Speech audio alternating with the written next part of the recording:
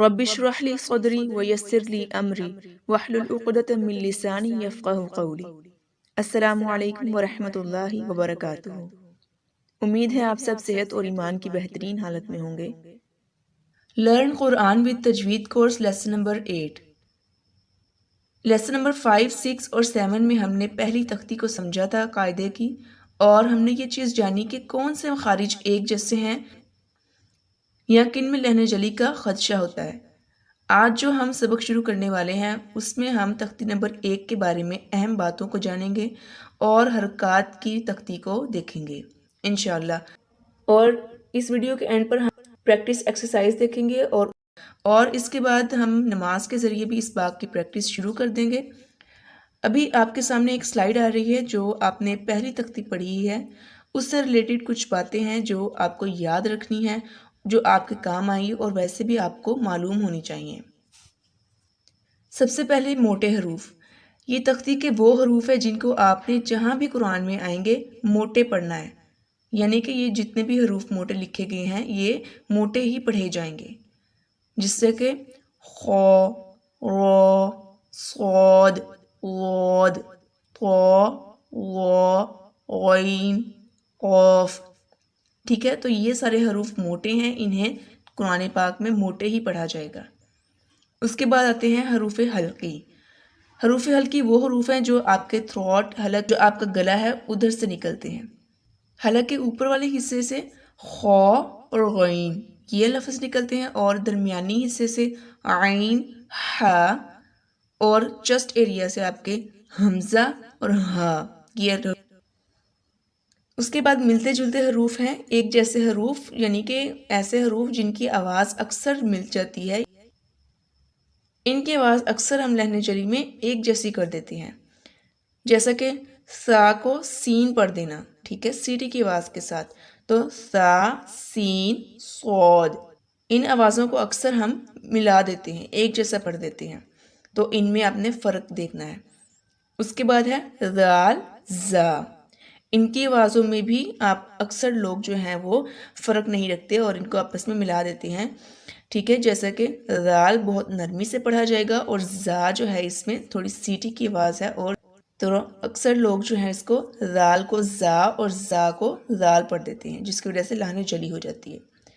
اور اس سے اگلا ہے واد، وا، ٹھیک ہے، تو ان دونوں حروف میں بھی بہت زیادہ احتیاط کرنا ہے آپ نے، ان میں لہن جلی آپ نے نہیں کرنی۔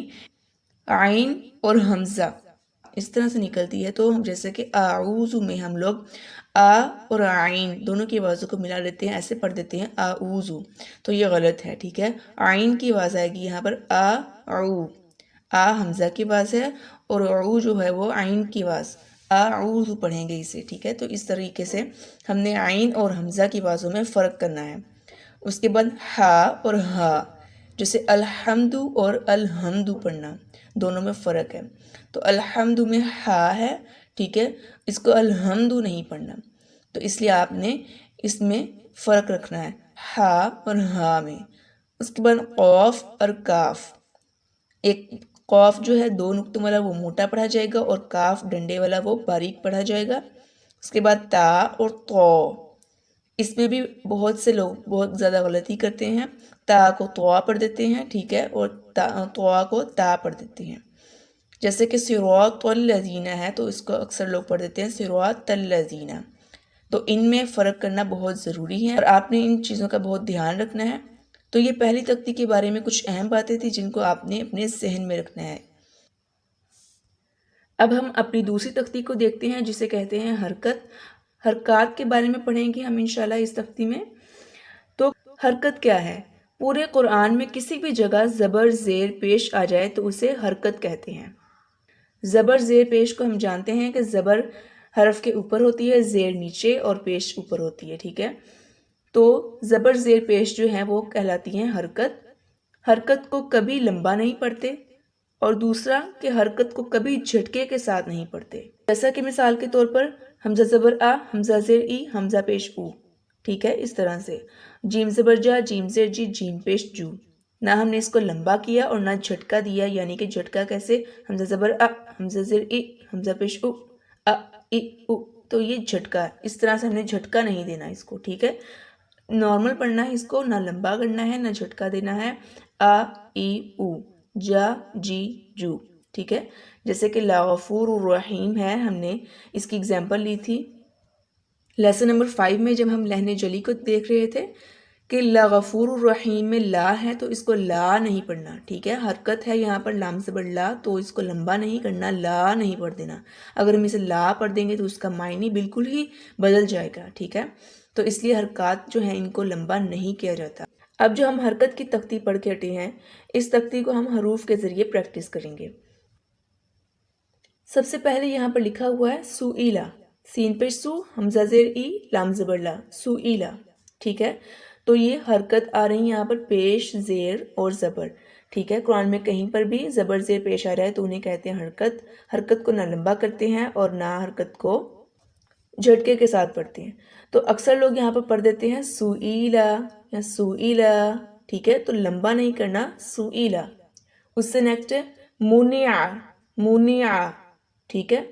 تو میم پیش مو، نون سے نی، عین زبر آ، منع، ٹھیک ہے. تو اس کے منع یا منیع اس طرح بالکل نہیں پڑھنا، حرکت کو لمبا نہیں کرنا. اس سے نیکسٹ ہے ذکر، ذال بہت نرمی کے ساتھ، ذکر. اس کے بعد آتا ہے غلیما، غلیما، وہ ہے یہاں پر وہ، ٹھیک ہے، موٹا پڑھا جائے گا، غلیما. اس سے نیکسٹ ہے اعیذ، اعیذ، اعیذ میں حمزہ ہے اور عین ہے، تو یہاں پر ان دونوں کی آوازوں کا آپ نے فرق میں رکھنا ہے. آ اور عین دونوں کی آوازوں میں فرق کرنا ہے، اعیذ. اس کے بعد آتا ہے تازیرو، اس کو تازیرو، تازیرو اس طرح سے بالکل نہیں پڑھنا، حرکت کو لمبا نہیں کرنا، تازیرو.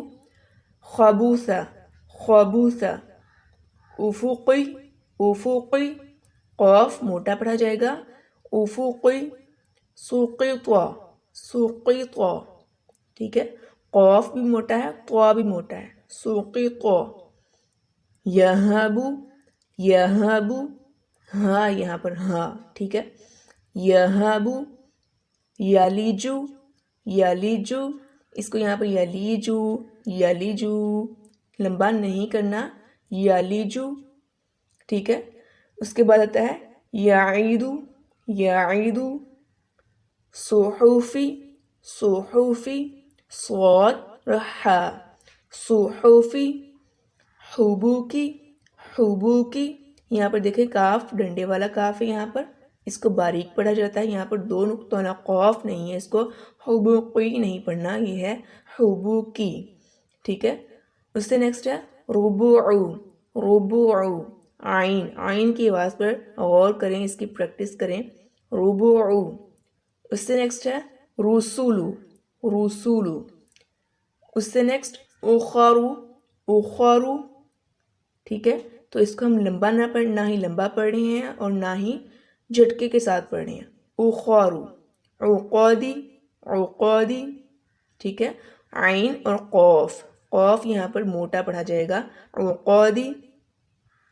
تو اس کو ہم لوگ نہ لمبا پڑھیں گے نہ جھٹکے کے ساتھ. تو آج کے لیسن میں ہم نے حرکات کی پریکٹس کی، حرکات کو سیکھا کہ حرکت کیا ہوتی ہے، ٹھیک ہے. اور یہ اس کی وجہ سے لہن جلی بھی ہو سکتی ہے. ہم نے لیسن نمبر 5 میں اس کے بارے میں بات کی کہ اگر ہم حرکات کو لمبا کر دیں گے تو لہن جلی کا خدشہ ہوتا ہے، ٹھیک ہے، جس کی وجہ سے گناہ ہوتا ہے. تو اس لیے آپ نے حرکات کو نہ لمبا کرنا ہے اور نہ ہی جھٹکے کے ساتھ پڑھنا ہے. حرکات کو سیکھنے کے لیے آپ اس تختی سے پریکٹس کریں اور اسی کو آپ نے سنانا ہے. تو آج کے لیسن میں ہم نے تختی نمبر 1 کے بارے میں اہم باتوں کو سیکھا اور حرکت کو سیکھا. اللہ تعالیٰ مجھے اور آپ کو قرآن کا بہترین علم سیکھنے اور سکھانے کی توفیق عطا فرمائے، آمین. جزاک اللہ خیر، فی امان اللہ.